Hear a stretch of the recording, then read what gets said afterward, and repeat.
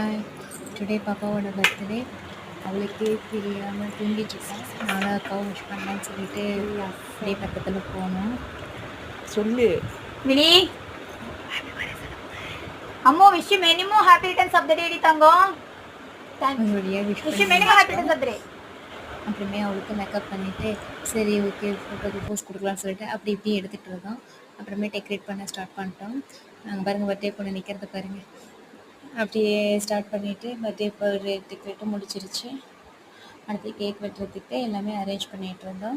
அப்புறமே பாப்பா திருப்பா வந்துட்டு பாப்பாவுக்கு ப்ரே பண்ணிவிட்டு கேக் வெட்டுறதுக்கு ஸ்டார்ட் பண்ணிடலாம் அப்படின்னு சொல்லிட்டு இது பண்ணாங்க.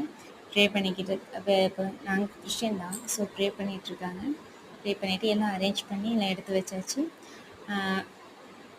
அவ்வளோதான், மெழுகுவர்த்தி பற்ற வச்சாச்சு. கொஞ்சம் பயந்துக்கிட்டான்.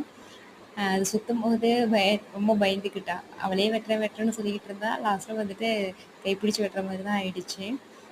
பக்கத்துலேயே வரல. அப்புறமேட்டு ஒரு வழியாக வெட்டியாச்சு. சரின்னு சொல்லிட்டு அடுத்த செல்லக்குட்டியை கூட்டிகிட்டு வந்து வெட்டுங்க அப்படின்னு சொல்லிட்டு அதையும் தூக்கிட்டு வந்து நிற்க வச்சாச்சு. அதையும் இது பண்ணி வெட்ட வச்சாச்சு. அது வெடிக்கிறது வந்துட்டு எல்லாத்தாலையும் திரும்பி பார்த்தாங்க, வரல. லாஸ்ட்டில் ஓட்டை போட்டே உள்ள அப்படியே தூவி விட்டுட்டோம். ஓகே, பர்த்டே செலிப்ரேஷனும் நல்லா சூப்பராகவே போச்சு. எல்லோரும் சூப்பர், நல்லா என்ஜாய் பண்ணணும். அவ்வளோதான். கேக் வந்துட்டு நாங்களே எல்லாமே இது பண்ணிவிட்டு நிறைய ஃப்ரெண்ட்ஸு எல்லாருமே வந்திருந்தாங்க. பாப்பாவுக்கு நிறைய கிஃப்ட்லாம் கொடுத்துருந்தாங்க. பாப்பாவும் ஹாப்பி, எல்லோரும் ஹாப்பி. இந்த டே இன்னைக்கு இப்படியே போயிடுச்சு. நல்லா ஹாப்பியாக போச்சு.